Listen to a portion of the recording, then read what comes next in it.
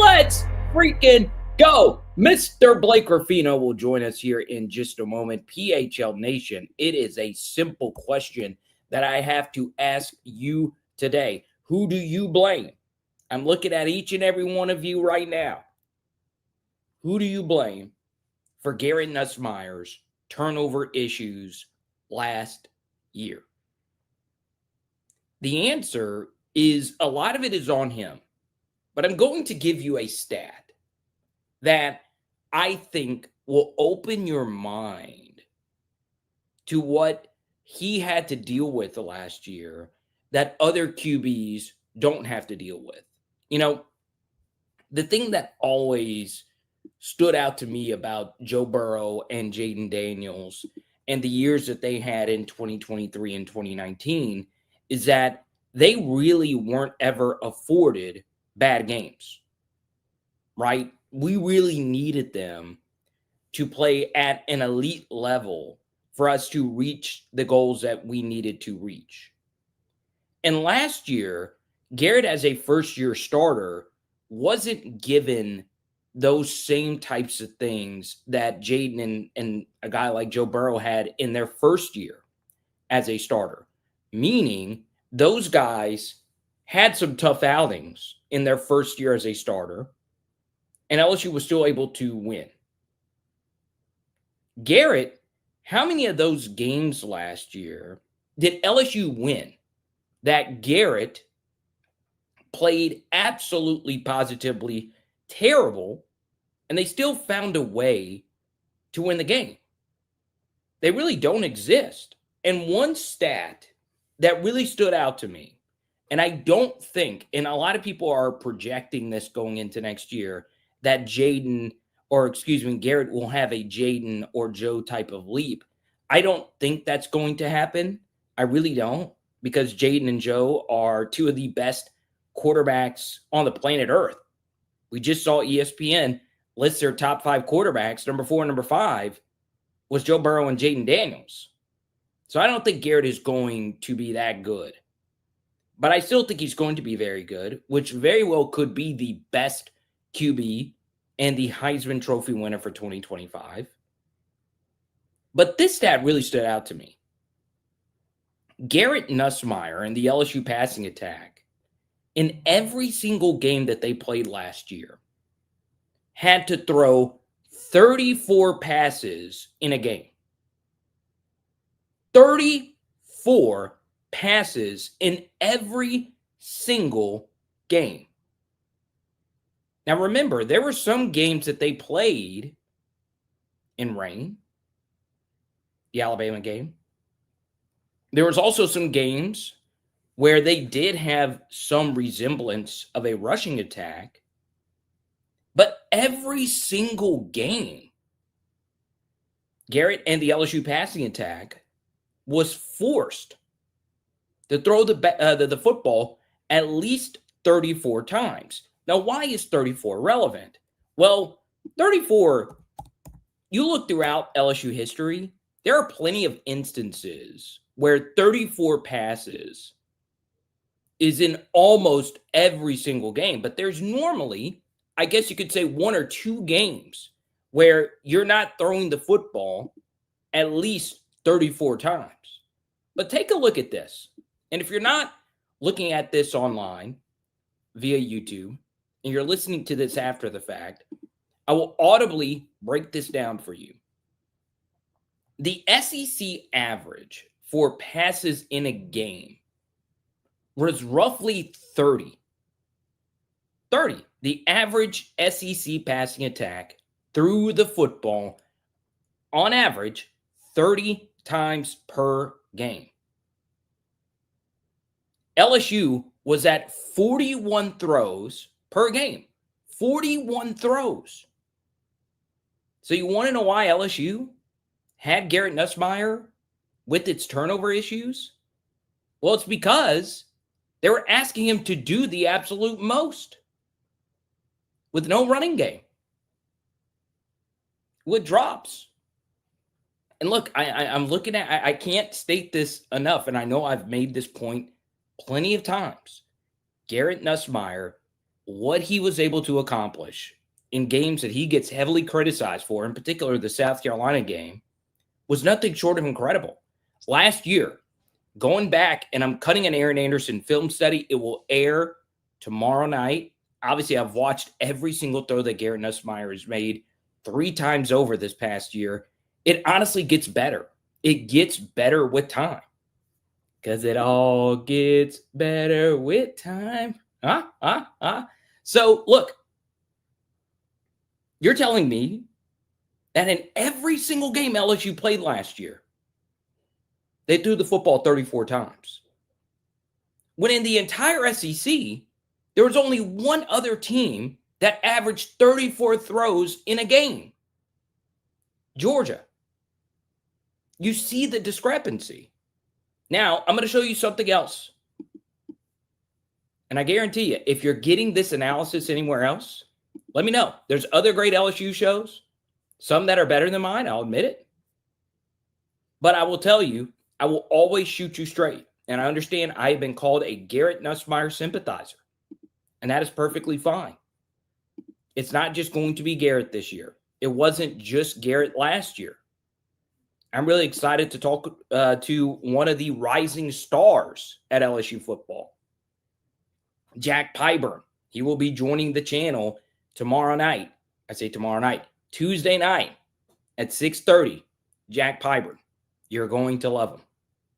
He's going to want you to run through a brick wall for him. Take a look at the passing attempts at LSU per season. LSU threw the football on average 10 more times per game in 2024 than they did in 2023.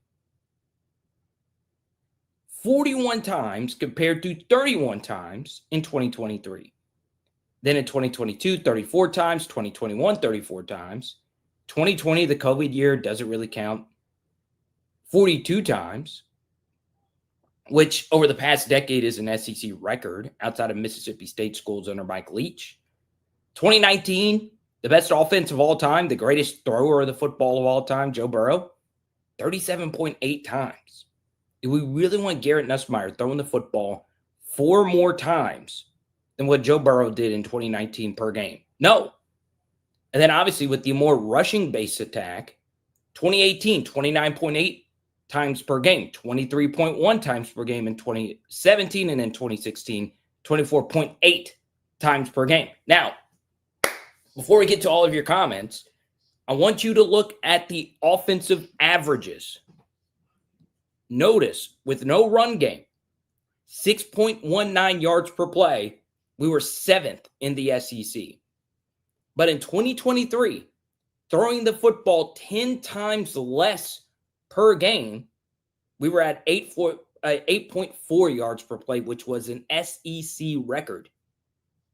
Then in 2022, 6.3, 2021, 5.3, 7th and 12th, 2020, 5.5, 2019, 7.8, 2018, 5.5, 2017, 6.1, and 2016, 6.7.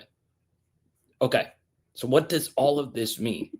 Well, the first thing I would say is, number one, part of why the throws are so high is because Garrett doesn't also take sacks, which is a really good thing.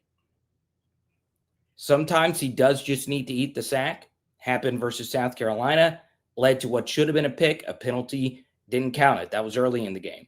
Ole Miss, he should have taken a sack. But overall, sack avoidance is a really good thing. So when you avoid sacks and you have no run game, naturally your passes are going to go up. So that's part of this, right? But the bottom line is so much was on his plate last year. And I think, actually, I don't say I think, I know now that teams have a full year of film and we're playing a repeat SEC schedule and we're playing a season opening game versus a team we didn't play last year but has a far better defense and we're in their place, they're going to force us to run. They're not going to let Garrett play pitch and catch. So, yes, I understand the first 15 minutes of today's show has been a Garrett Nussmeier apology tour, but just go look at the raw numbers. If you want to dive deeper, I only shared with you just basic numbers. We can get into the nitty gritty if you want. Someone go pull up his PROE numbers, pass rate over expected. That number's probably high. I don't have that data actually. But the truth still remains the same. There was just too much on his plate last year. Just too much. We must get Caden Durham involved. We must get Caleb Jackson involved. And we just need to be an overall more well-rounded offense.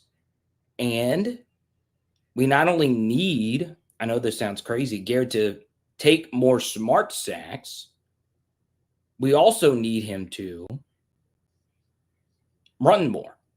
And I'm not saying scramble just for the sake of scrambling, but when they give you rush lanes, which were plenty of times last year, forget playing from the pocket and going through reads and all of it. Take those yards. Slow down that pass rush. Help out your pass protection. Because, yes, there were times Emory Jones and Will Campbell got beat. But part of why they would get beat is that as a pass rusher, and if I know that the quarterback I'm playing can't run, that leaves every pass rush move and path to the QB on the table. Because I know the QB is not going to force me to run. I know it. So I'm really excited for Garrett. I'm really excited for this offense next year. Now, we're going to get to some questions before we get to our guest, fiance. Shout out to Garrett getting engaged. Well, that was a few weeks ago. Chan says, I think BK needs to make him run the ball. Alexander says, Nuss is not a bad athlete. I think he doesn't know how to slide or something because he's deceptively quick. Yeah, Skipper, he quit doing that at the end of the year. Now, what's funny is I have a good size audience. Our next guest has a massive audience, but you want to talk about a big audience. I become friends with the people at John Boy Media. And when they did their Chris Hilton breakdown, notice Chris just quit jumping because everyone kept sharing that John Boy, Chris Hilton, Brian Kelly meltdown. And Chris quit jumping after that and actually stayed grounded on jump balls. So I give John Boy some credit for that. I actually told him that when I was with him a few weeks ago in New York City. I was like, man, dude, that. And what I didn't tell John Boy, I told his co-host this. I was like, man, Chris actually quit jumping for jump balls after that. Now, I don't know if he ever saw the John Boy breakdown, but I'm glad he did it because Chris started playing really well at the end of the year. Now, don't forget, this is our content schedule for the rest of the week. Tomorrow night, Aaron Anderson film study. That'll be at 6 p.m. Then on Tuesday night, Jack Pyburn, 6:30 p.m. Central. Wednesday night, Andy Staples will join us on 3 Sports. He'll make his return. So we're really excited about that. Also really excited to bring in, to me, the absolute best person on the planet that is doing this very thing. Baseball extraordinaire. Football extraordinaire. With that. Extraordinaire. What's up, man? Good evening, good sir. How are you? What is, before we talk LSU, Mm-hmm. we just got done doing your national college football show. Mm-hmm. What is the big story for you in the grand scheme of things of college football right now? The big grand scheme of things, the biggest thing for me is probably college football playoff. Okay. And how they want to structure it. Okay. I see more and more Big Ten teams canceling non-conference games than any other conference based off of what they perceive the way that the playoff is going to go. Notre Dame and USC is a massive rivalry. In that massive rivalry, USC, it appears, is trying to get out of it. Their reasoning behind it has been publicly that if we go to a 4-4-2-2-1+3 model, why would we continue to play teams outside our conference when none of that's going to matter anyway? Meaning the only thing that matters is my conference record. And that's what Petiti said last week at Big Ten Mini Days. The only thing that should matter is your conference record.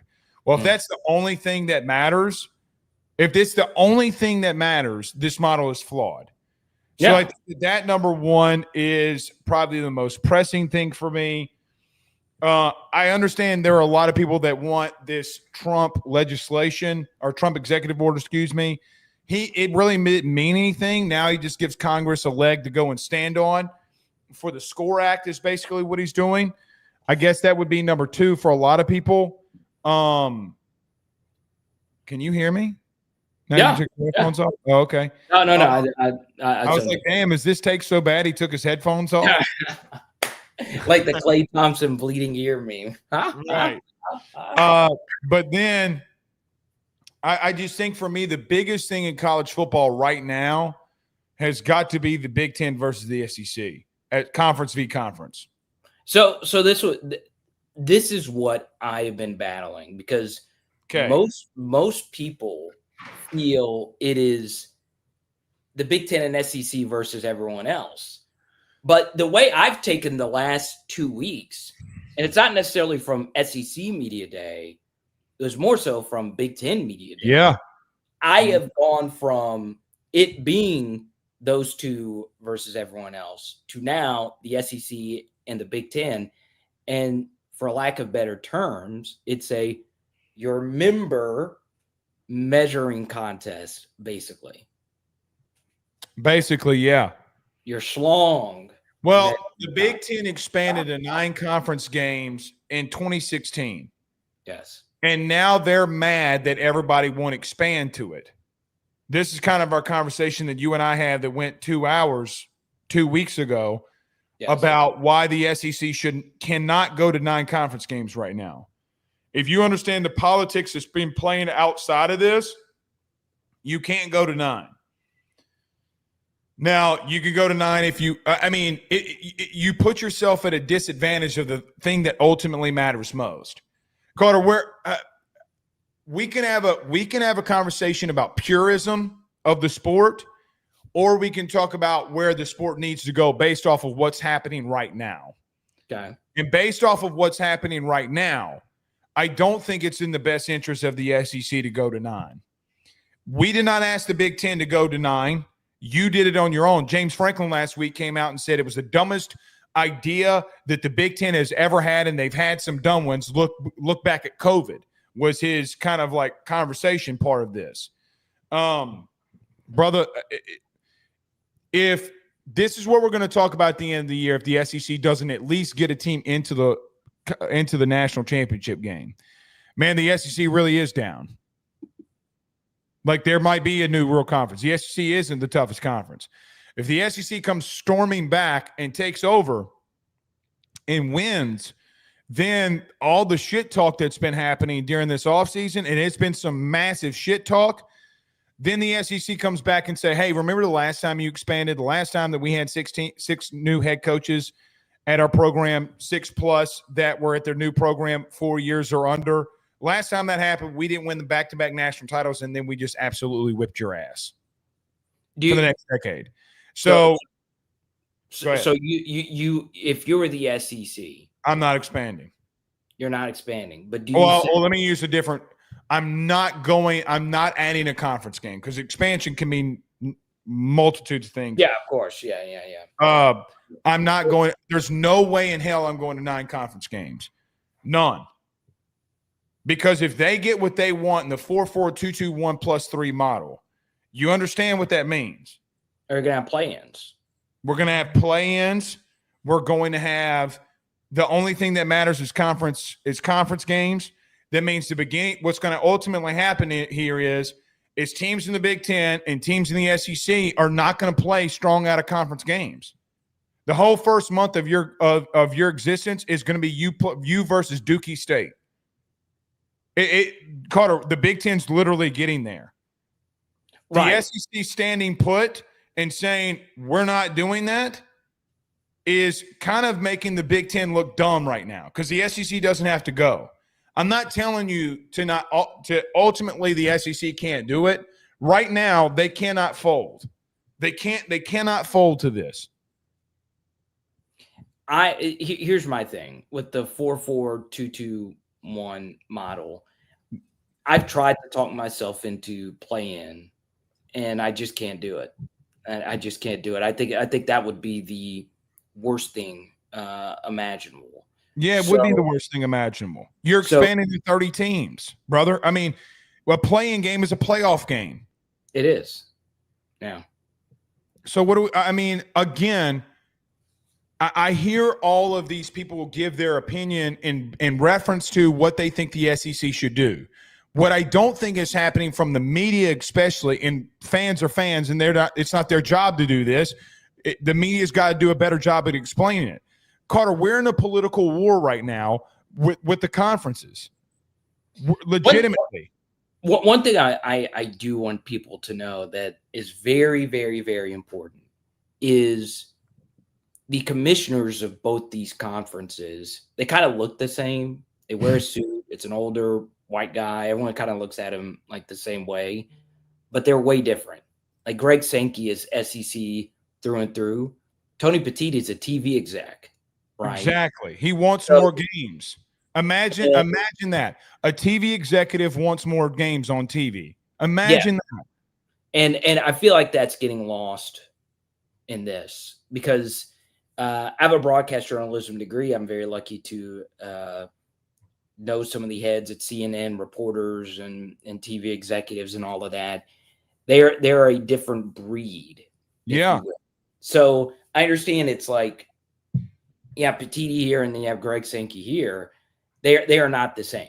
They're not. And I'm not saying Sankey doesn't know that TV is what rules is saying, but Petitti knows that the money comes from television. Carter, who had the political backing to get Tony Petitti as the commissioner? Go. It came from CBS. Yeah. CBS bought the Big Ten. They gave him $1 billion. They're giving him billions of dollars. Carter, they're going to ultimately in 10 years give him $10 billion. $10 billion. Okay. So go on. Yeah. Tony Petitti worked at CBS before. One of his good friends is the head of CBS.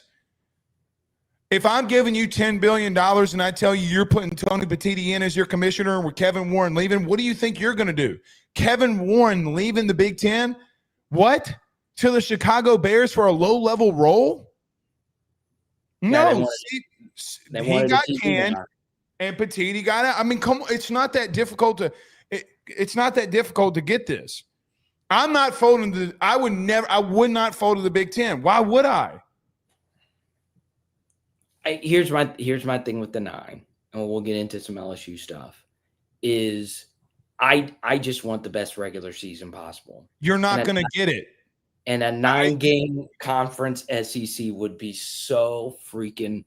But it's not the best thing for the team that you root for the most. It's not. No, LSU gets hurt by it, as do more so the lower schools get hurt by it more than anyone else. But LSU is like the kind of number 4 SEC school. They get hurt by it. You brought up Tennessee's schedule last year, right? Yeah. Bama and Georgia are better than what Indiana and some of these Big Ten teams saw.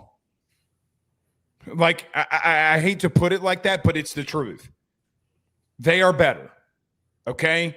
You get to a place where, Carter, that you go to this AQ model and you say, Tennessee's schedule was down. Brother, who did SMU play? Did you know that Indiana's record, strength of schedule, the teams in their schedule a year ago were below 500? Let me ask you this. Have you warmed up to the idea of an AQ from a G5? No. God, dude, you're such an elitist. No, I haven't. No, just because I didn't say I didn't want it. I haven't. You asked me if I've thought about it. No, but would you want that? I don't know. I hadn't thought about it. But you were so big on Boise not, getting an automatic bid. Yeah, I'm not. I don't think. Do you really believe a G5? Hold on. That's like the NFL telling a CFL team that they have a slot in the playoff. No, I don't know. I don't know if it's then, Carter. Boise State. Go look at their schedule. Yeah, but I'm fine with one of them getting less than 10% of the field. I'm not fine with them. It's not about then with all due respect, going down this rabbit hole again, you want equality. There is no such thing as equality. Blake, this is what you struggle with. It's not equality. It is equality. It's one slot. It's then one then slot. What is it? Then what is it? If you want to be equal, if it was equal, they would get multiple slots. No, they wouldn't. Getting less than 10% of Carter, the field. One then team. Let me play their schedule every year. Oh, that's impossible. Okay, then stop. So, Carter, what you're basically saying right now is that Boise State deserves, based off of what they do through a season playing Dookie Water Tech, that it's the same as teams in the SEC and Big Ten. Oh, I would. It's not. I would strongly acknowledge. Okay, then you will have teams like LSU, like Alabama, like Illinois, like Michigan. Those teams get left out over them just because you're good. No, it's not good.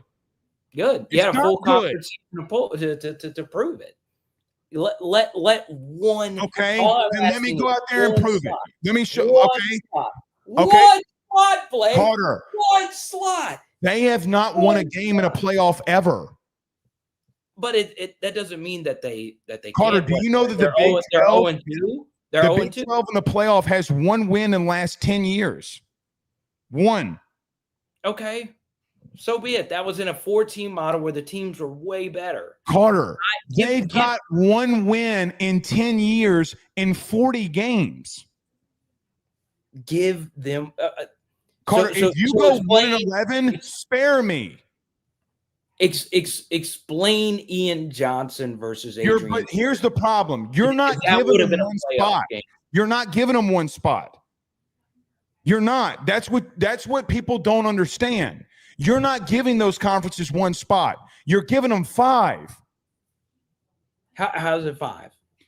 2 in the ACC, 2 in the Big 12, 1 group of 5.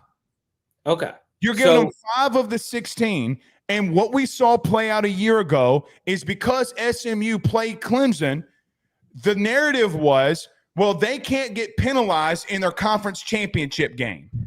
All right. So would you prefer one automatic slot for group of 5, ACC, Big 12, SEC, Big 10, and then all the others be at large, a 5-11 pure model? Would you prefer that? I would go a 5 if you gave me my options, or if you stay at 12, 5-7. The options that I have is the AQ model or the 5+11. If I got to let those Rudy Poos in just one slot instead of 5 slots, okay, or technically 3 slots instead of 5, sure, because it gives me 2 more teams that deserve to be in there to let them be in there. I can get down with that. I mean, you cannot allow play-ins. You cannot allow these teams to come in here and think that there's equality. Keep calling you Joe because I just left that show. Carter, we literally had Rhett Lashley go out there and talk about the league being top-heavy in the SEC when their fucking champion, excuse my language, I get fired up over this, when their champion went over 3 against the SEC. Carter, it played out. We literally allowed Clemson with an AQ model to get into the playoff with the same record than a team in the SEC that beat them. That's what the AQ model will continue to bring. That's what allowing one team in the G5, that's what it allows. Everybody wants to point to the NFL model of the playoff of being the best. It is not the best. It is a horrible model. So I'm trying to play that scenario out in my mind. So Clemson gets in and South Carolina does not. Yes. It played out a year ago. I can play it out in 2023. You ready? Louisville lost to Kentucky. Yes. With the AQ model, Louisville would have been in with an automatic bid in the ACC. Right. Are we joking right now? I'm fine with one slot. It's one slot. Carter, it's not a national sport. If you go, it's not a national sport. Wake up. Okay, so you the entire West Coast. So let me ask you this. Let me ask you this. Would you prefer the SEC and Big Ten be their own thing? No. I would want, if you are a good team, regardless of what conference, and you can continue to win and beat some of these big teams, sure, you deserve to be in. But you don't have a seat at my table for 5. And by the way, it would be 2, 2, 1. And then, so you have 5 slots. Connor, again, some teams are going to get left out that don't deserve to be left out, like Clemson. Would Connor, you? Here's another. Clemson would have still gotten in. SMU still would have gotten in like they did a year ago. And South Carolina, because of a stupid AQ, the game on the field didn't matter. That's what you're taking away. No, I'm with you on the one automatic qualifier per conference. I think that's goodness gracious. That's fair.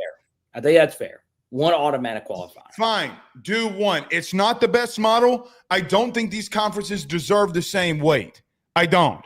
So would your standard be the Big 12 team would need to go like basically 11-1 and 12-0 to get in, but with their schedule? I mean, they better. I mean, Carter. Or that would be 12-1 or 9-3 Iowa State gets in last year over 9-3 South Carolina. Now let that make sense to me. Yeah, and here's the thing about the Big 12. I don't think they want to say, "Hey, we're a lesser conference. We only want 2." Well, they went to the 5+11 model. That's what they're backing. The only because they don't want to admit that they're lesser, and that's where I'm like, why? Because all of the narrative. Let me tell you why. Because the narrative would be over and over and over and over and over and over and over again that these teams in the SEC would literally that are not getting in over these Big 12 teams, people would go stupid. So I guarantee you, as Brett Yormark, the commissioner of the Big 12, said literally 2 weeks ago, that he wants to be with the 5+11 model is because him and Sankey talk every day. If Sankey has the ACC and the Big 12 and you got the entire South United versus the Midwest and the West Coast, you're at a stalemate. The biggest Blake Ruffino story for LSU right after a quick break. Let's go! On a journey together with Zion Imaging, I want you to see this experience up close. And me as a wedding and event DJ, I watched how everybody had so much fun with Zion Imaging. And a big reason for their success is the team. Yes, Jaron Thomas and his family started this off as a passion project, and they have one simple goal in mind: taking your event to the next level. Whether it's a wedding, reunion, quinceañera, school, or corporate event, Zion Imaging is all about family-friendly fun. And I gotta show you on this tour the high-level technology that quickly sends your video session to your phone, whether it's iPhone or Android. Yes, it's the Zion Imaging 360 spin booth experience serving North Texas, North Louisiana, South Arkansas, Orlando, and more. Give us a call, 318-469-4265. Check us out on Facebook or book us at Zion Imaging, XYANimaging.com. Blake, I want to show you this. Look at this comment on Twitter is like so accurate. I was trying to think of the best way to describe Aaron Anderson, and the original soul says Aaron Anderson is who people think Zachariah Branch is. LOL. Yeah, I can see it. I mean, let me ask you this. I mean, do you think Zachariah Branch, would you take him over Aaron Anderson? Probably not. However, I don't think Zachariah Branch is the person you should utilize that in, because they're two completely different players. Zachariah Branch has had two quarterbacks get benched. Oh yeah. I mean but they're both primary slot guys. I don't think it's fair to judge Jeremiah Smith at the current moment, because if he goes to Georgia and he does some special things, then what? You said Jeremiah Smith. You mean Zachariah Branch? Okay. I mean Zachariah Branch. What did I say? Jeremiah Smith. But you know, because Jeremiah Smith is insane. Do you think Aaron Anderson leads his team in receiving next year? I don't know. I really don't know. My Aaron Anderson film stuff, I was going to include this, the great Blake Ruffino prediction. You're not afraid. I don't know. I mean, he could easily, but does somebody in that room step up like Brian Thomas Jr. did? There's somebody who played a lot last year. Does Chris Hilton go dumb? Does Barry Brown find a role in an offense with a quarterback that can actually have a pulse? I mean, I don't. What is Nick Anderson? I legitimately don't know. Could he? Yes. If you put a gun to my head and said, Blake, who is the guy that's going to lead you in receiving in 2025? Right now, it'd be Aaron Anderson. But I don't know if, because of all the weaponry you have, I don't know if he will. Because do they try to take him away the first couple of games? Think about this. Jeremiah Smith didn't lead his team in receiving until the last weekend. Like, literally. It was like Buka. And Buka. So you get to a place where I don't know that, right? Like, I don't know. Do teams try to take him away? Do they force us to go somewhere else? I mean, those are the questions you got to ask. If I'm being real, if from a secondary standpoint, if I'm Clemson, I am taking away Aaron Anderson, and I'm asking Nuss to find a connection with other guys that he's not familiar with on the road. Yeah. I to your Barry and Brown point, it is so important to point out that Kentucky was bottom of the barrel, not just in QB play, but just pass attempts, right? Mm-hmm. Barry and Brown can't make a play if the ball is never thrown. Whereas Aaron Anderson was in the absolute. Yes. So Aaron Anderson last year had the nut outcome for his success, right? He had a quarterback that didn't take sacks, and he was in an offense where Chris Hilton got hurt, and LSU, I think, and CJ Daniels, right? And remember, this is why the thumbnail image is 34 what. LSU had 34 pass attempts in every single game that they played, which is a ridiculously high number. The second leading team in pass attempts last year were the Georgia Bulldogs, and they were just over 34 passes per game. LSU had 34 in every game, and they averaged 41 per game. So there will be, I feel, Blake, some natural regression downwards when it comes to passing attempts. Do you feel the same way? The only way that happens is if you can run the football. And do you think they'll run the ball? I have no idea. I mean, I want to think that they can.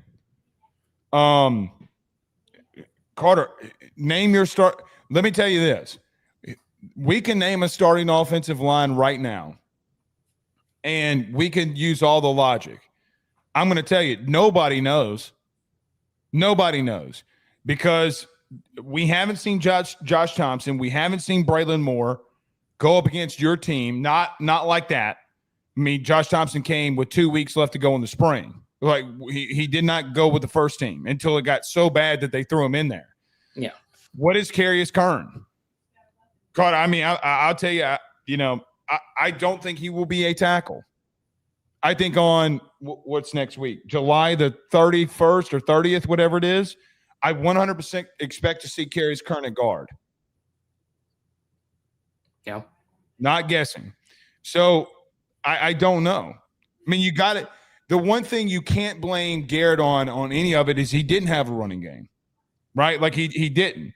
Doesn't mistake turnovers in some of those situations, but Carter, you tell me, you got the number one offensive lineman in the draft leaving, and we think we're going to be better? Yeah, that's where I'm drawing a line in the sand, a theoretical line in the sand. Before I make this next point, shout out to Fast Draft Fantasy. Sign up now using promo code Carter. Deposit match bonus up to $50. Tyree Adams. As I move closer to the Clemson game, I've drawn to that same conclusion, Blake, that LSU's got a lot of players who I think could be SEC level good guards, but you need someone to be an SEC level offensive tackle, and you need two of those guys. I feel they want Josh Thompson to play guard unless their hand just absolutely forces him to play him at right tackle. I think he would prefer to play right instead of left, but we'll see. I do think he'll play guard. So then, Blake, a lot of pressure is on Tyree Adams' shoulder this next season, and I think I'm to the point now where I'm kind of locking him in as a starter. You feel the same way? Yeah, I think Tyree Adams is the only for sure starter at the current moment. And that's tough. Year 3 guy. Had the very bizarre medical situation last year. Yeah, sports. Yeah, and that can be tricky. Hernias are common, but that's rare. It's kind of a rare-ish sports injury, if you will. But we'll see. I've gone back and forth on how I feel about this offensive line, and I'm to the point now, Blake, where I don't know if this group is going to be great, but I'm debating on if it's going to be good or just not good at all. I'm just looking for average. Yeah, and I don't think they're going to be bad because I think it's hard with a QB like Garrett who gets the football out so quickly and doesn't take sacks for an offensive line to just be bad. But shit, you run for 36 yards in 2 straight games. Shit. Yes, they can be. Yeah, I don't know, dude. I don't know. Yeah, it's the biggest question. It's the biggest question mark going into the season. I mean, everybody talking about everything else. It's baloney. And I looked throughout the SEC. This is actually a decent offensive line year. Am I mistaken on that? Because that's like the hardest position team by team. Like Auburn's going to have a decent one. Florida, Oklahoma should be like A&M, Texas. Yeah, A&M gets zoomed back. They get the center back. They get their left tackle back. I mean, everybody is returning for Florida. So, yeah. Dude, South Carolina's got four starters returning, okay, from last season. Get this. All 4 of them started together as freshmen. True freshmen in Rattler's first year. Let's go to Sibley. Clemson does not have the dogs like they had when they were rolling. Our offensive line can make them look that way, though.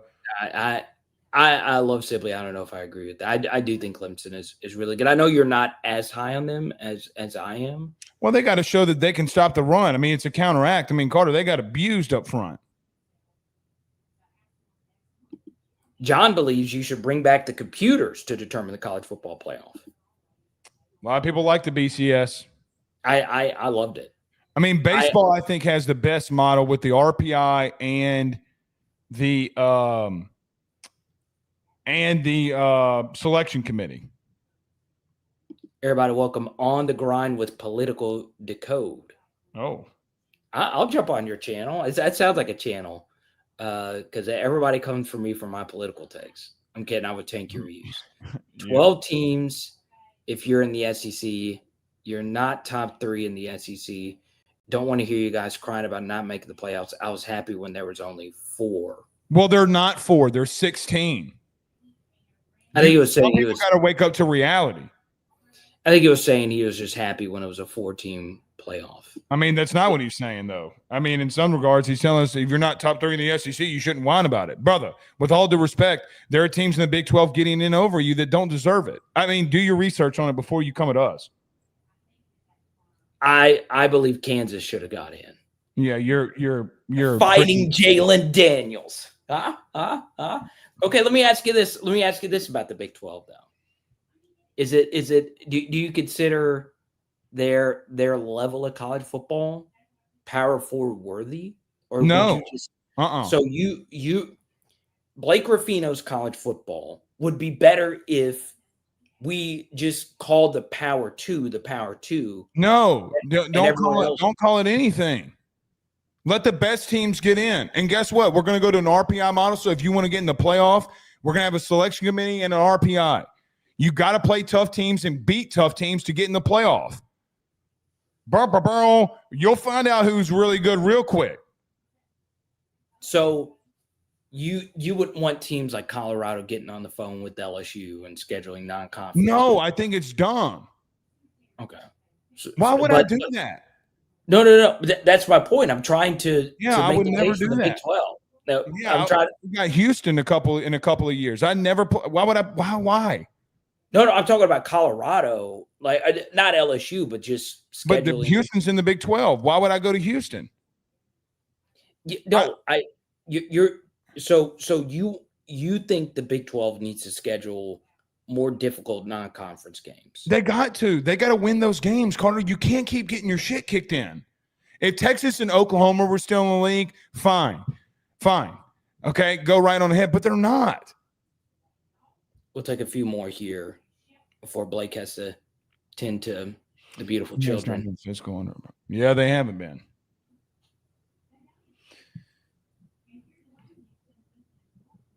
I don't think Corey changes anything really from the DB room. I mean, because he left it in dire straits.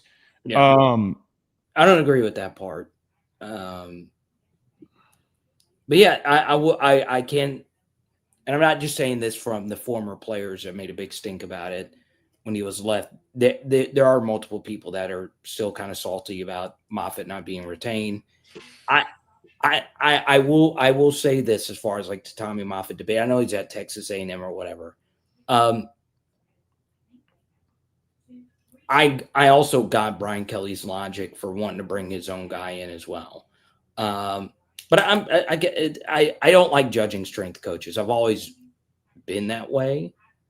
But I'm fine with Jacob Flynn. I will also say though, I've been lucky to meet a bunch of USC sources and Oklahoma sources. They called it from a million miles that Lincoln Riley was going to fire that guy. You know what I'm talking about? The guy that they fired they fired their strength coach. Oh, I didn't know that. Yeah. So I don't remember his name at all.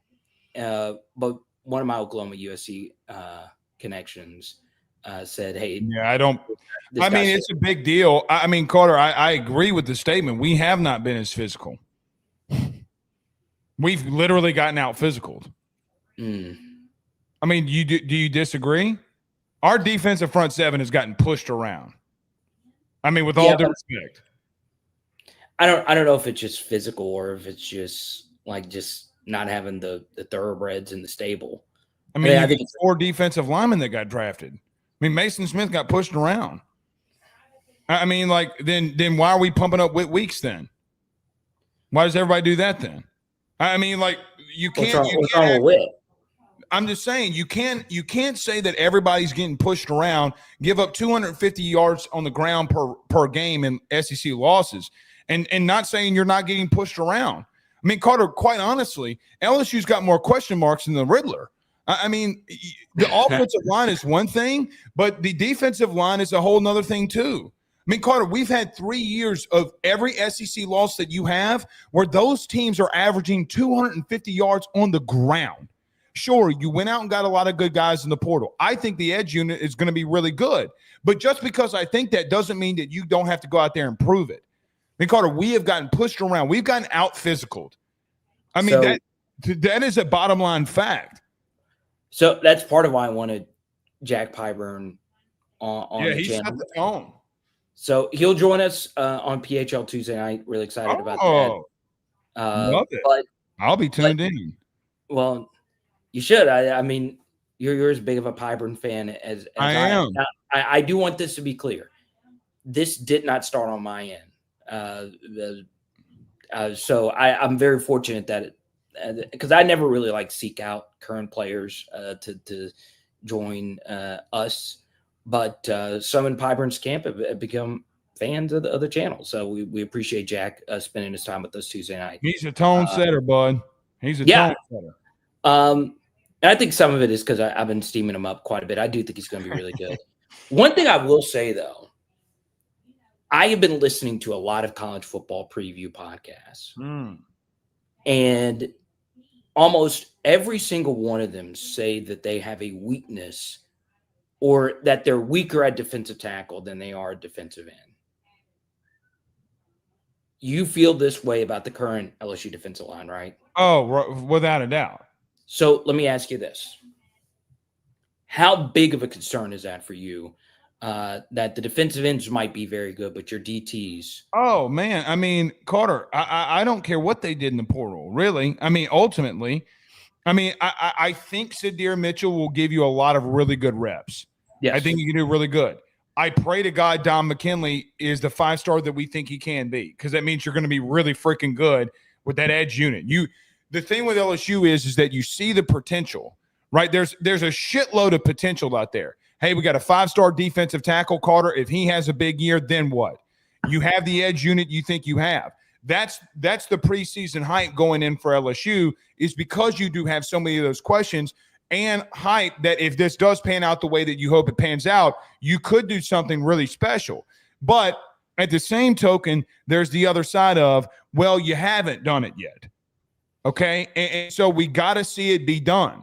I mean, again, you remember the Bama game. You remember the A&M game last year and in 2022. You remember a lot of those games. LSU did not build up enough depth in the defensive interior where they could grow guys from within. All right. They haven't. So is it not a worry for you? No, it is. And this would be my point to everyone, is that sometimes it comes down to simple math and just distance. If you have a good defensive end room, but your DTs can't hold up, they're just going to zone read you to death. Because if you get double team displacement on the DT, you just hand it off every time. You're going to get 6, why 7 quarterback run has been so bad for LSU. Right. So normally you think it's a defensive end contain issue, which it is, but if your DTs can't hold up against it, it doesn't matter. If they're displacing your interior players, they can do whatever you want. Yeah. Because then Carter, if you're you play college football 20, I've already asked you that. You know, I don't play line and offense. I'm going to recruit 5 defensive linemen and 5 offensive linemen all year. Yeah. I'm gonna have all the bad bitches.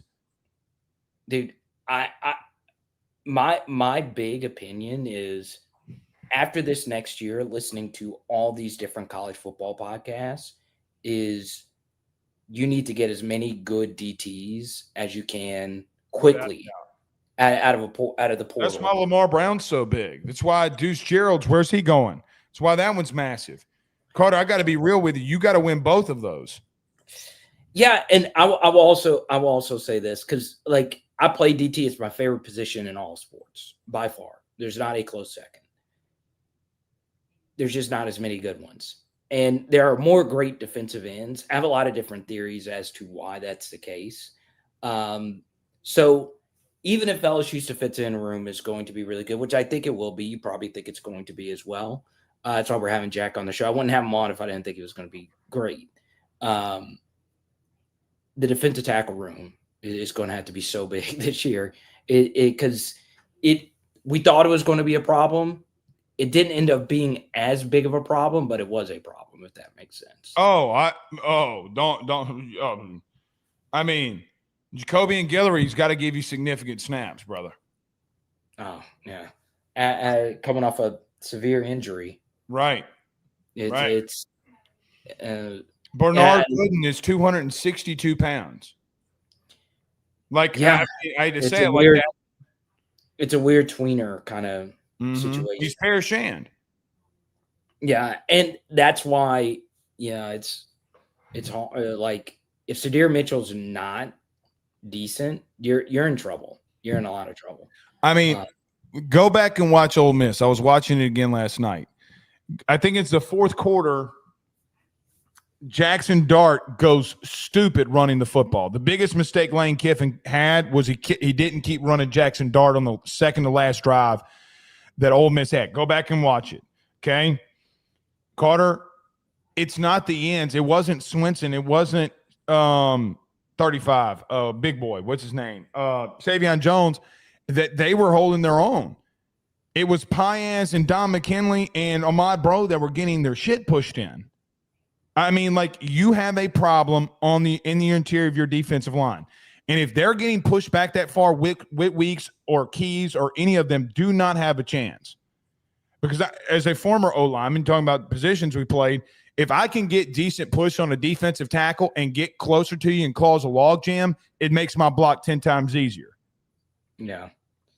But I also think if LSU has better corner play, you could play more pure man coverage and add another number in the box. But even then, it doesn't matter if your DTs can't hold up. No, I mean, you're going to have to attack from the outside. You're going to have to do some special things. I'm excited though. Your safety play is going to have to be elite. And speaking of positions, I think wholeheartedly we get better in. I just can't envision a world where we're worse at safety. I can't. Well, no, it's virtually impossible. Yeah, I hope. Literally. Yeah, you say that. I hope. I have seen crazier things. What's on the docket this week for AYS? A lot, man. Camp will open up this week, so we'll probably be out there on whenever the 30th is. So what is that? Wednesday, Thursday, whenever it is. Yeah, Wednesday. Because they'll be a month away from the season. And Carter, brother, we're a month away from the season. Well, a month away? Yeah, don't we play on August the 30th? Yeah, we're a month away from. Yeah, you're a month away, brother. From here we go. It's time. It's time. We get to walk out there and listen. Let me tell you this. I'll say there's a couple of things because I feel like I've been negative on here the whole time. But there's some things. Number one, I don't ever remember a year under Brian Kelly where the offseason was this intense from inside that building. It was not this intense during Florida State in 23. Was not remotely close. There's some intense shit going on in that building right now. You can call it focus, call it whatever you want to call it. Carter, they're after it. So the one thing that I have pride in for them is they're working their ever-living asses off. So go out there and lose, doesn't really matter. At least I know that you're giving me everything you got, at least from the intensity. Carter, they put more on this game than any under Brian Kelly. No, that's the same thing. Carter, get this. We're going to walk up in that building on Wednesday, Thursday, whatever day it is. We're going to walk off in that building, and Clemson paw prints are going to be everywhere. Because you got to walk through the building to get to the field. Brother, there's going to be paw prints everywhere. Don't tell me there hadn't been this level of intensity before. I mean, they're getting down to the science.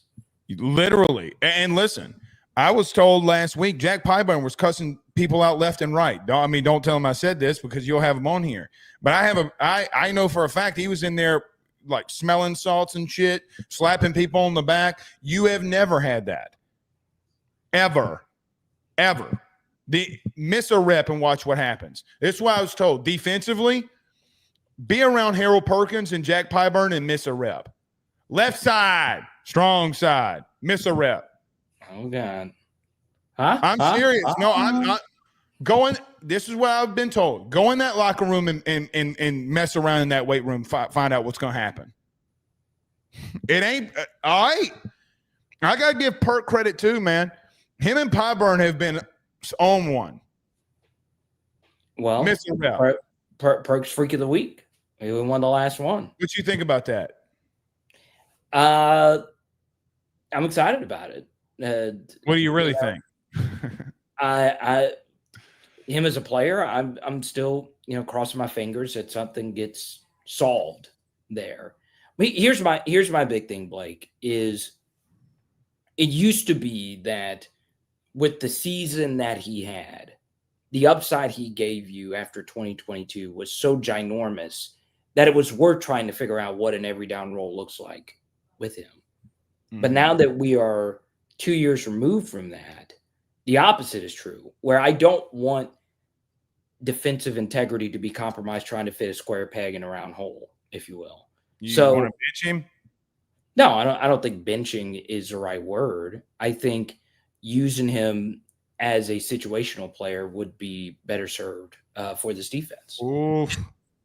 But if based on what I'm hearing, obviously, he winning this award, he's pretty locked in. I mean, this is his money year. I'm telling you, I don't think he wants to be playing college football for an extra year, which he does have an extra year after this last injury. I think he wants this to be his final season. So yeah, because he technically redshirted. Yes. So he could, in theory, play 2 more years of college football.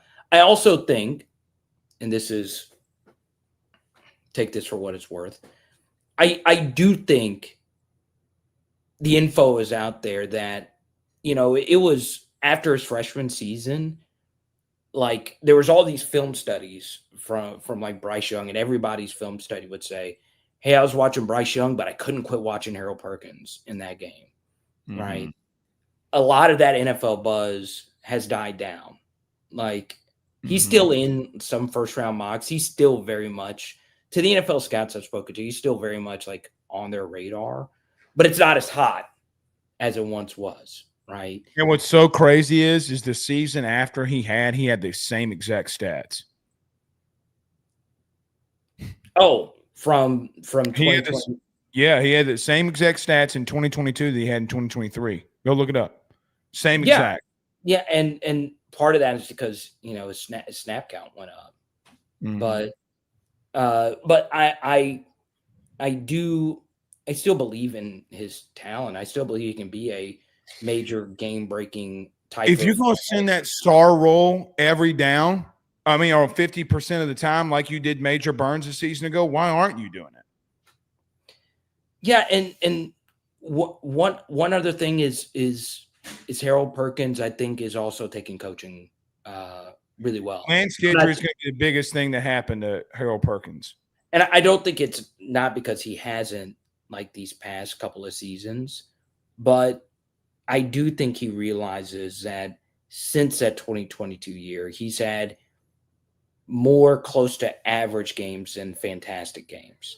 And, and also, not to just change subjects here, I think thought the South Carolina film, for what it's worth, was insanely good.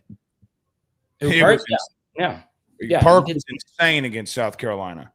He didn't make the plays. The disruption and havoc that he caused South Carolina was insane.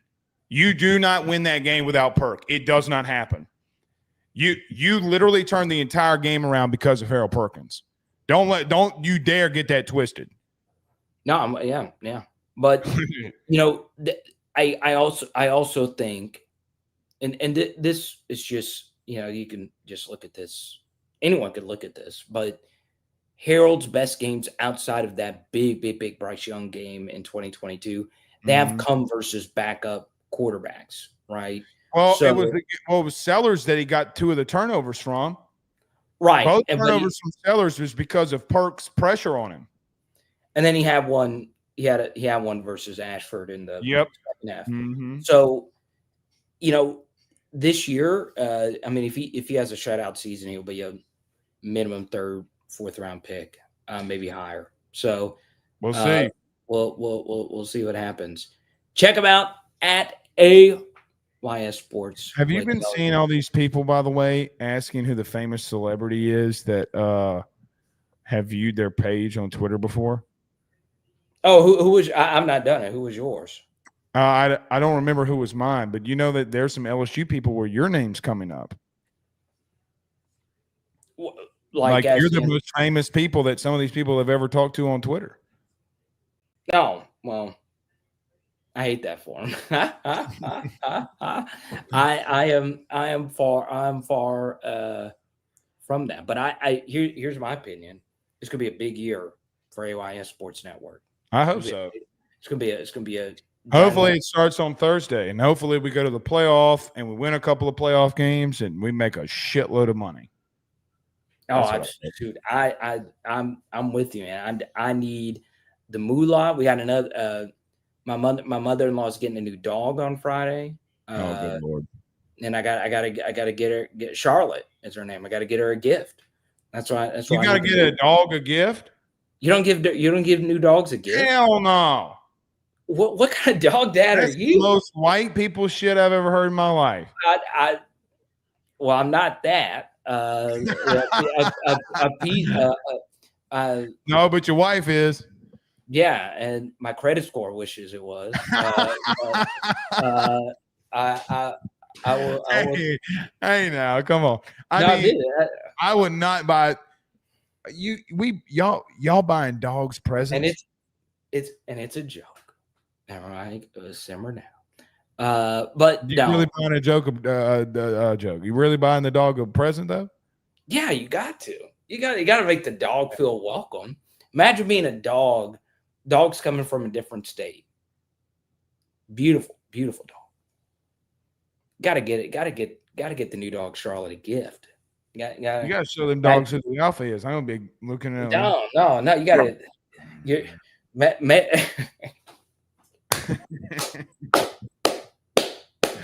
ground this thing.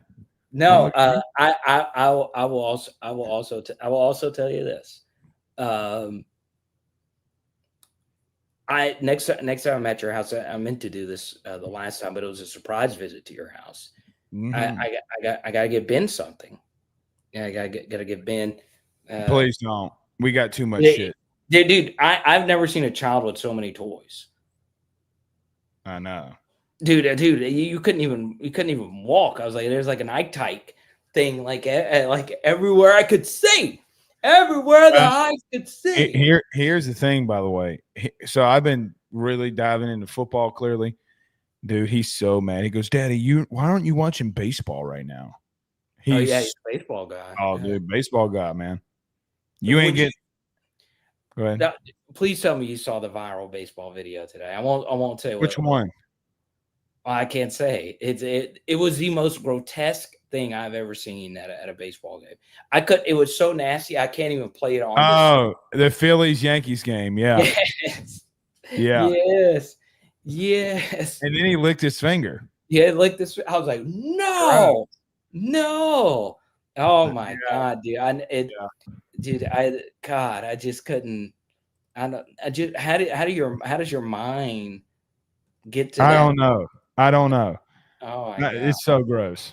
All right. Last thing before we skedaddle, we'll have you on, obviously, before the Clemson game. By the way, go follow him, AYS Sports.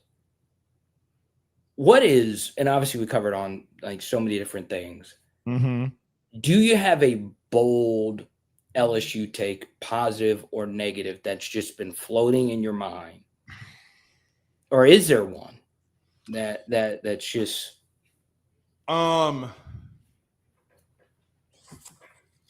if this team is 2/3 of what everybody says that they could be, then they're going to win a natty. If they're 2/3 of it, I will say this. I'm not as plugged in as you are. Obviously, I'm just like, talking about from the national narrative, not being yeah, plugged yeah, in. I'm talking about like, but I wanted to find. I lost my train of thought sorry. a minute ago. No, it was from a minute ago. I will tell you from parents who have players on the team to the players themselves to staffers and all of it, they feel so confident in this team. They really, really, really do. In particular, on the defensive side, there is so much confidence in that defensive side. I hope so, man. And obviously, with Garrett being a second-year starter, there's a lot of confidence there. But I would just say, and it's not just from our guest who's going to be with us on Tuesday. It's just in general. They feel really, really, really good. Yeah, they do. High intensity. Again, I've said this before publicly. I'm at a place where I hear you. I understand it. Let's go show it and prove it. I'm not going to hype you. I'm not going to hype it up more than what it is. We can go into camp, Carter, and this team looks incredible. And I'm like, hey, man, okay, here we go. Let's go. And I might get sold in and pause, but sucked in and be on that train. But as of right now, like what happened at the baseball game, there's no in and out situation here for me. She was technically flashing leather. Yeah. Yeah. All right, buddy. We'll talk to you soon. See you, buddy. On that note. Thanks for having me. Thank you for having me. Blake Ruffino. All right. Let's get Cole, you got to mix in a few jokes every now and then. Honestly, I going back to my stand-up days, that was like the laziest joke. That's honestly not really even true. But every comic would always throw that as a throwaway line. Every hack comic. And I was proud to call myself, well, every comic is somewhat hack, but I wasn't as hacky as others. Yes, Christian, everything ramps up on Wednesday. So I was going to do this at the end of the show. Aaron Anderson Film Study will air once again. Content schedule. Aaron Anderson Film Study tomorrow night, 6 p.m. Central. Jack Pyburn Tuesday night on PHL, 6:30 p.m. Central. Wednesday night, Andy Staples on 3. He joined our channel before last season, created some news, had some jovial back and forth. He'll join us for his annual PHL get-together on Wednesday. Last week, we had 3 different Chris's that covered the SEC nationally. Chris Gordy, Chris Marler, and Chris Phillips join us. So lots of fun guests lined up for you guys. Please hit the like button, subscribe, all that good stuff. And let's see. I'm going to take a few more here.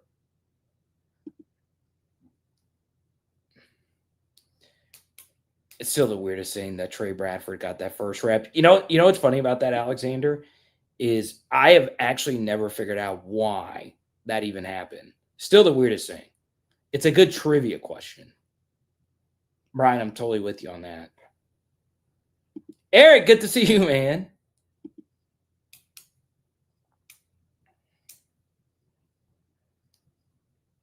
That second word in that final sentence, or technically the fourth word, sequencing is big. Alex Atkins is going to be big. I didn't see this one. Is there heat on Brad Davis? No. Do they need to perform better? Yes.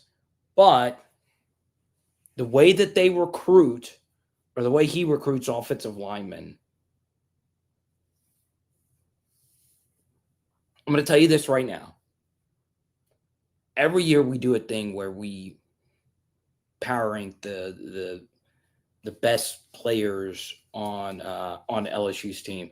Actually, I don't think we've actually done an official public one. I think we did one on Patreon last year. But this was like one of the first videos that got PHL going into the 2020 year, got us monetized, if you will, was the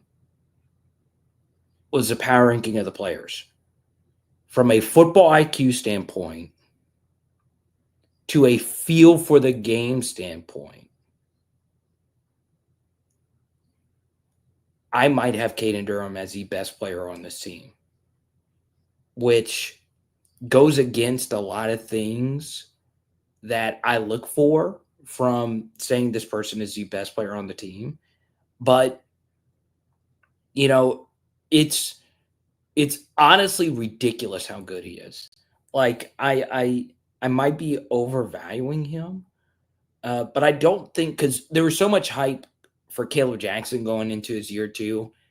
Caden was so much better than Caleb's true freshman season. Chances, are you more of a guest-driven show? I've been mixing it up some. You know, I'm not like I'm not the biggest guest guy. Like, it's just not, because I am always of the belief that your show should be your show. The host should be not necessarily the main focus, but I more so am a belief, just based on how YouTube works. You know, my name's on the channel, so I want guests on here that really provide a perspective that I think would add to the audience. You know, one of my favorite guests this offseason was Seth Lewis of WWL. And Seth is the only, and I still think Seth is just so viciously underrated. He is the only TV anchor that has worked all 4 of the major Louisiana markets in the South that's currently still anchoring. And he provided like some very interesting insights into how, you know, the Lake Charles audience reacts, Lafayette. It was a little bit different than what we normally have. And Seth is one of my best buds in sports media. But yeah, I love having guests. I really, really, really do. It's just, part of it is also like we had this streak that we've never had a bad guest, which is strange because I've been doing this for so long. We still have not had a bad guest. Never. Which in radio, I had a ton. Absolutely ton. Tomorrow I'm interviewing somebody for the Saints show that I do, interviewing someone from NFL Network tomorrow. I'm really excited about that. And I met him at the Super Bowl, ironically.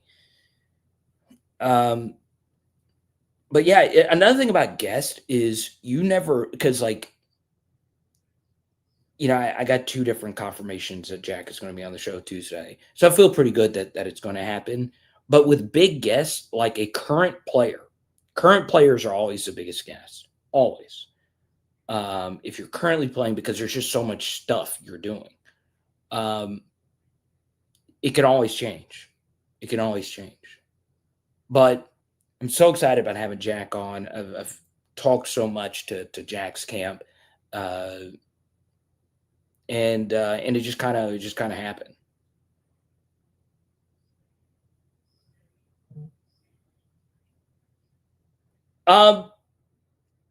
Yeah, so you'll see and Pegasus, to answer this question better. Tomorrow's Aaron Anderson film study is going to be so important for you to go into it with an open mind, because going into Aaron Anderson's 2023 season, we went into the portal to go get him, and Xavier Thomas was also available. And I said at the time, I would want Xavier Thomas. So 2023 happens. Xavier Thomas has a really good season, 40 catches in a bad Mississippi State offense. and Aaron has an okay season, didn't really do anything. And then they go get Xavier Thomas, and then Aaron Anderson. They're different players, but Aaron Anderson was by far the most consistent offensive player last year on the team. It was either him or Will Campbell as like an unbelievably consistent player. And you'll see on tomorrow night's film study, the weirdest thing about Aaron, and I kind of remembered this from watching him, but there are some players that when you watch them in a highlight reel, you remember them better than they actually are, right? Like if you were to watch the all-time best catches of Chris Carter compared to the all-time best catches of Brandon Lloyd, you would think Brandon Lloyd was way better than Chris Carter. Now, I would say probably 90% of you know who Chris Carter is. And I would probably say 10% of you know who Brandon Lloyd is, right? So it's important when you're actually evaluating a player to actually watch the whole shebang. And I thought when rewatching, and you do have a tendency to do this with every single player, when you go back and actually sit and rewatch every player, you begin to like them a little bit more. You begin to tell a story that this guy can actually be good, or this guy actually is really good. But that legitimately happened with Aaron after rewatching him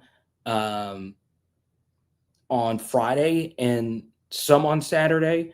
I DJ'd a laundry detergent conference last night, so I was busy with that. But I did spend an hour early yesterday watching Aaron tape. Some all 22, some broadcasts, some end zone copy.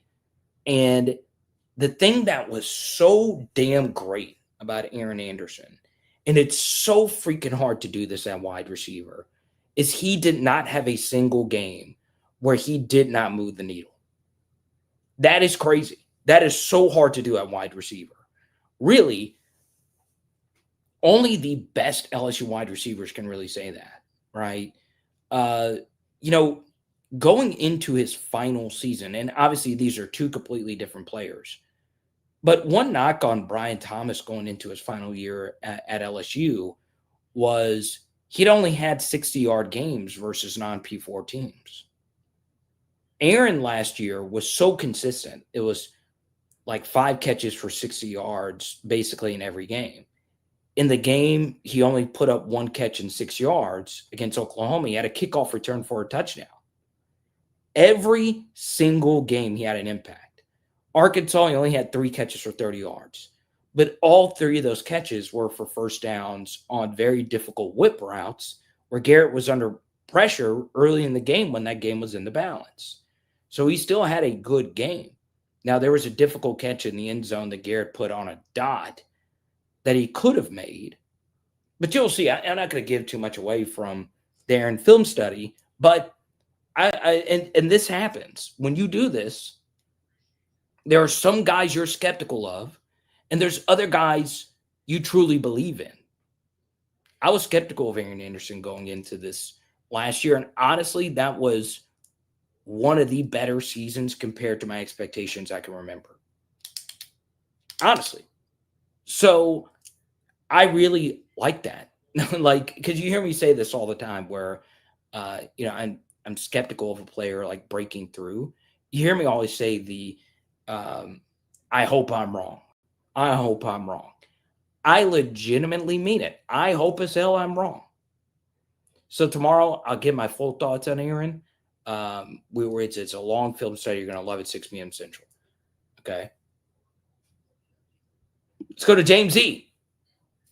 Oh, look at this in front of an American flag. That's an American family. Look at that. I love you, Carter, but Blake is 100% right about level of competition. Yeah, so here's my biggest thing, and I've said this to him plenty of times on Blake's level of competition thing. Okay. You know what's funny? When I'm actually arguing with them, I actually don't ever feel uncomfortable. right? I'm not really an overall confrontational person. But I could get feisty with my guests. I really can. Which is why I like having them on. I feel comfortable yelling to them. Yes, are SEC teams better than Big 12 teams or ACC teams? Yes. Would Ole Miss have slobber knockered SMU on a neutral field? Yes. Yes. But part of playing in the best conference, the conference you signed up for, the conference where you do make the most money being a part of, part of what you signed up for is being in the league where it means more. All right. So if you are in the league where it means more, expect more out of you for you to reach the mountaintop of the college football playoff. That actually isn't too different from how it always used to be, right? The standard of actually getting to the national championship game was always higher in the Southeastern Conference. Do you know how many less miles teams would have actually made the college football playoff had they been in a conference that they were not in with Alabama? Probably quite a bit, because as most of you know, there's this thing called a Bama hangover. Like, let's take a team that is somewhat underrated in the grand scheme of things. 2018 LSU, a very flawed team. Their only loss was a road loss to the Florida Gators, a one-possession road loss. Joe had a late pick six. We got our ass kicked by Alabama. But let's say we're in a different conference or we didn't play Alabama. You lost on a fluky overtime game versus Texas A&M that, by all accounts, you should have won. LSU might have been in a national championship game. Let's say that they're in the Big 12 versus Alabama or versus whoever in 2018. They would at the very least have been in the playoff. That's probably a one-loss team in a lot of other conferences, right? It was 2018. They definitely would have lost to Clemson. Clemson was a better team that year. We would get beat by Clemson, that version of Clemson. But, the standard has always been higher in the SEC. That's part of it. That's part of it, ladies and gentlemen. That is what you sign up for. So that's why and this is the point Blake was making, is on all of this, I am in agreement with Brian Kelly and Scott Woodward, which is why it is very admirable of them. And as many of you know, all my super diehard PHLers, I don't have the biggest audience, but those that really know me know I am not a Brian Kelly and Scott Woodward bootlicker. It is not, I don't have access to them. I do not talk to them. I don't, okay? This is not me bootlicking them. They are so damn bold. They are so bold. They have been saying their position on this, at least publicly, has not changed. It has not changed. Since 2023, they say the SEC is the toughest conference. We have a high-ass standard to reach in the toughest conference. Also, give us 9 conference games. We are the best conference. Give it to us. And the point Blake was making, and the point that everyone else makes, is, well, we're eating our own heads. Because if our conference is the most difficult, why are we making it more difficult on us if it's already the most difficult?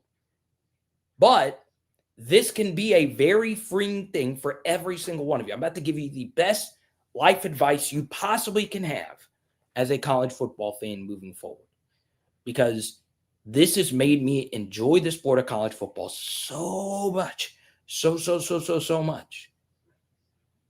Don't give a damn about the playoff. Enjoy it. I'm not saying don't watch it. I'm not saying don't boycott it. I made a lot of money on the college football playoff last year because Tennessee made it. Tennessee made it. All right. And Tennessee is a big part of my YouTube. It is on the SEC channel. So it's not that I am anti-playoff. I just don't let it dictate all of my joy with the sport. I am a regular season purist. I always will be that very thing. The problem is the regular season does not make the big bucks. It makes a whole hell of a lot of money, but everything postseason related is what makes college football the big bucks. Makes the universities, the conferences, the big bucks. Okay.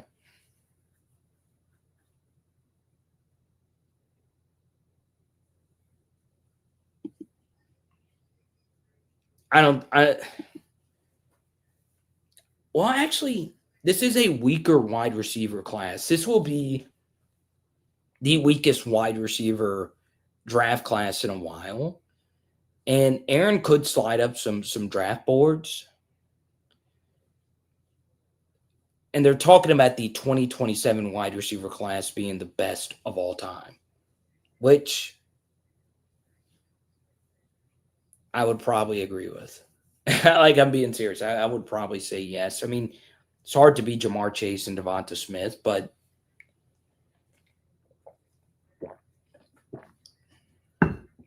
I could see it. My answer to that, here's what I do, Pegasus. If you super chat $20, I'll give you the answer. If not, you will get my answer to that question tomorrow. In fact, Pegasus, I'm going to shout you out in the video tomorrow.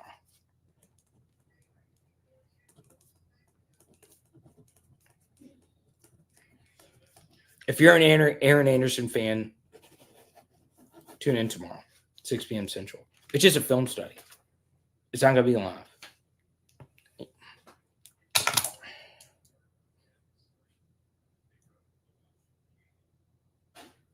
Let's go to Army.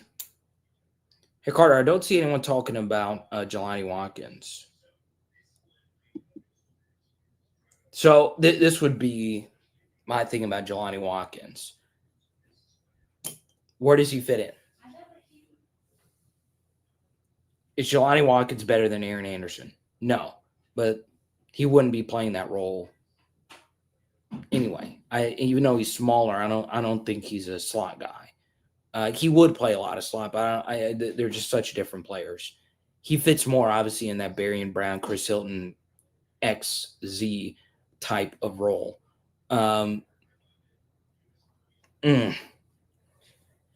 So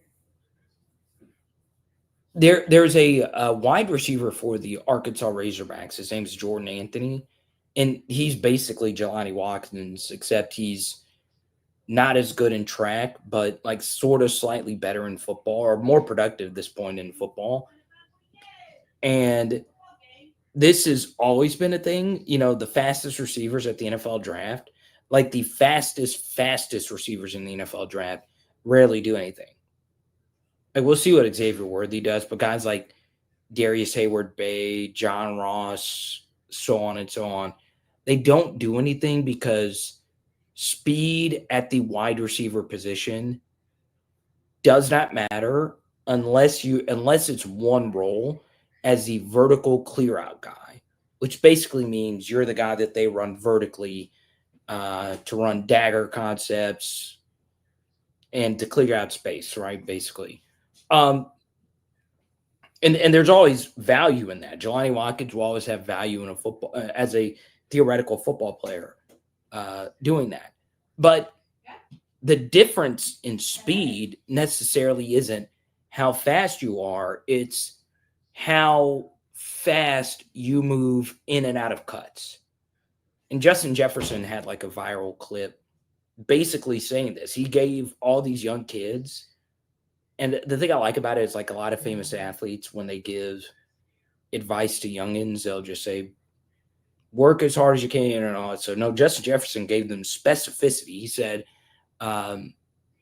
getting in and out of your breaks is important. And it might be the single most important thing outside of actually just catching the ball. But honestly, it's why Malik Neighbors is so good. Like, Malik just does not slow down. Like, his full speed is just so natural, making cuts. Even if he's not running the absolute crispest route, his movement is so fluid, right? If you ever watch him, his like, literally just didn't watch him, and he has no herky jerky aspect to his game. It's just it's butter. It's knife through butter. And there's plenty of receivers you can say that about. Obviously, Jets is one of them. But, you know, with Watkins, there's a difference between that and because if it just came down to speed, he would be the best player on the team. So there you go. Great show today. Please go follow Blake Ruffino and his mighty network, AYS Sports. I'm very lucky to be a part of it. And I don't get compensated for saying that. I really legitimately think Blake has a phenomenal channel. That's why we link up and do so many things together. I have a lot of respect for him, even though our debates get heated, especially national college football. So there you go. Let's mother freaking go, Tigers. Let's freaking go. I'll talk to you soon. It is Power Hour LSU. Boom. Tonight, we are doing chicken Florentine calzone from you know where. Let's go. Right in the chat right now. Pierce, I know you know where I got it from.